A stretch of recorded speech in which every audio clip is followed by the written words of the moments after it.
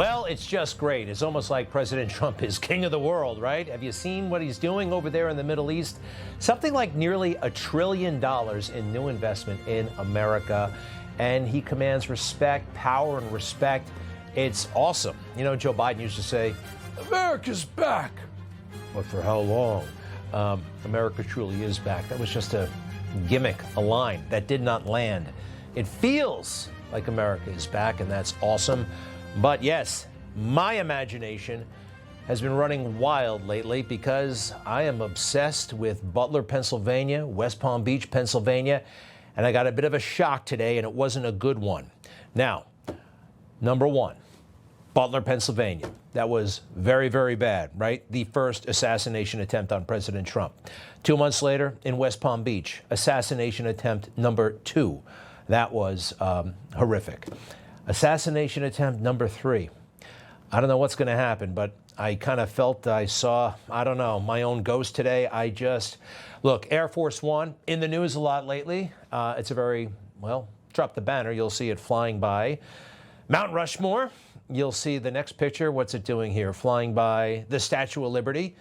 It almost never flies in formation. That's at the Indy 500, I think, or maybe the Daytona 500. It is a cool plane, even though it's old, and it always flies alone until today. So arriving in Saudi Arabia, I saw this video from one of President Trump's top aides.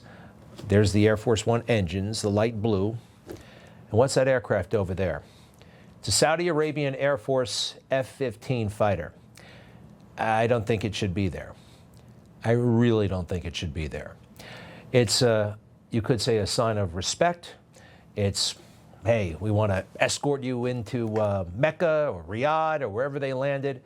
And a couple of things. That's actually not how you perform combat escort, all right? You have about a mile of standoff, and you got one side on one guy, about 1,000 feet up, 1,000 feet down on the other side.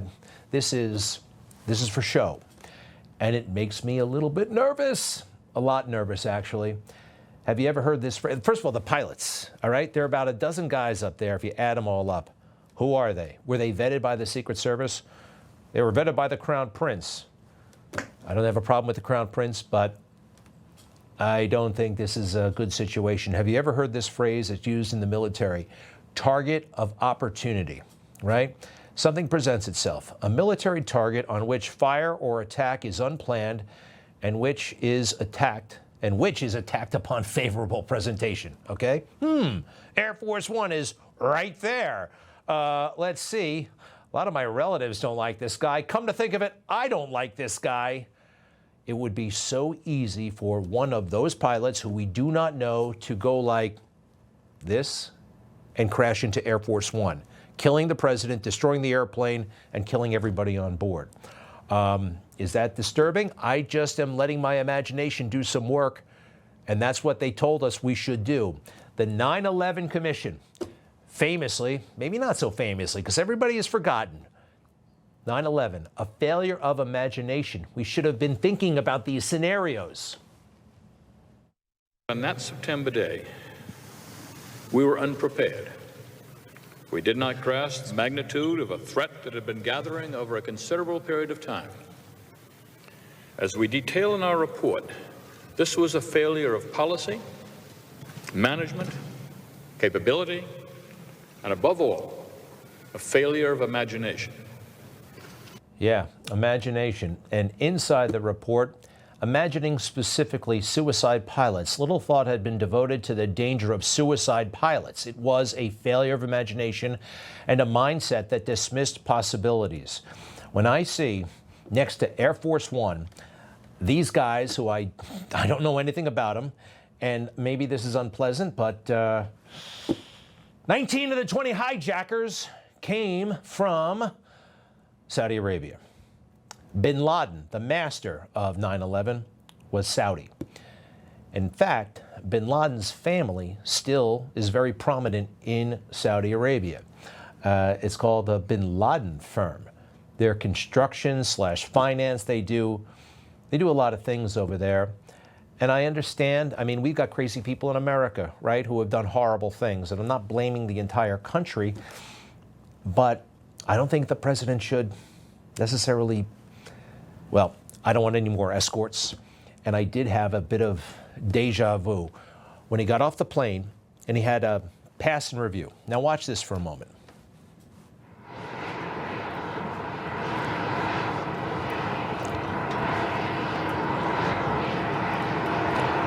Everything is fine. And by the way, I really like that the Crown Prince went out there to meet him personally. He did not do that for Joe Biden. We'll have more on that later. Yes, all these guys have weapons, but that's not where I got my little deja vu moment. It's coming, though.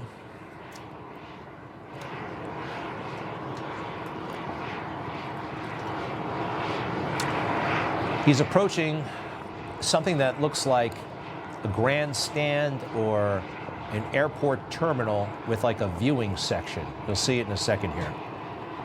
And I just see all these guys, too many people. He is probably the #1 target in the world. Now you're going to see this structure I was talking about. Okay, you see these a lot in the Middle East. They really love parades. Hey, who doesn't love a parade? We love parades. But it got me thinking about a man named Anwar Sadat. He was the president of Egypt. He helped broker peace accords, Jimmy Carter, Menachem Begin, and President Sadat of Egypt. And in a setting not unlike what we just saw at a military celebration, they killed him. And who killed him? Those who were participating in the ceremony.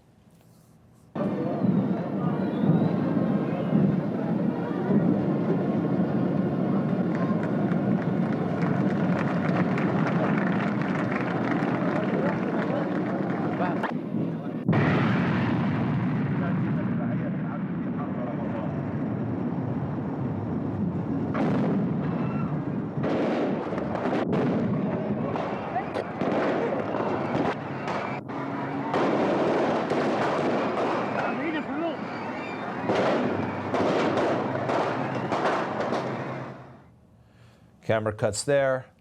In the parade, a bunch of soldiers who decided to go rogue. Here's a still of what happened. You see, they were in the parade in 1 second, and then they opened fire on the president in the next second. And it was like 8 guys, at least. Has me nervous. The president's security should be so tight, so impregnable, that even if you wanted to do something, you couldn't. They call it the bubble. And what I see is President Trump, the bubble is not secure. This is not good. And let's face it, the Secret Service hasn't been so hot lately. You can get anybody, but we can't give them any advantage. Anybody ever see Godfather 2? Who was that guy they wanted to kill at the end? Hyman Roth. Hyman Roth was working with the government, but they took him out, or at least they were committed to. Anybody remember this scene? His medical condition is reported as terminal. He's only going to live another 6 months anyway. He's been dying of the same heart attack for 20 years. That plane goes to Miami. That's right. That's where I want it met. Mike, that's impossible. They'll turn him over directly to the Internal Revenue, Customs, and half the FBI.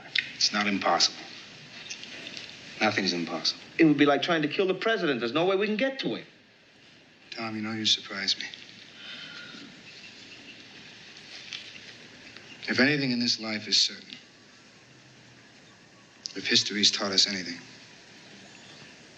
it says you can kill anyone.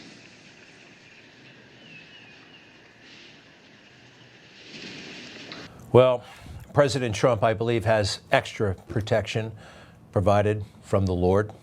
I really do. That's what happened in Butler, Pennsylvania. He believes it. I believe it. You probably believe it. But we got to do our part.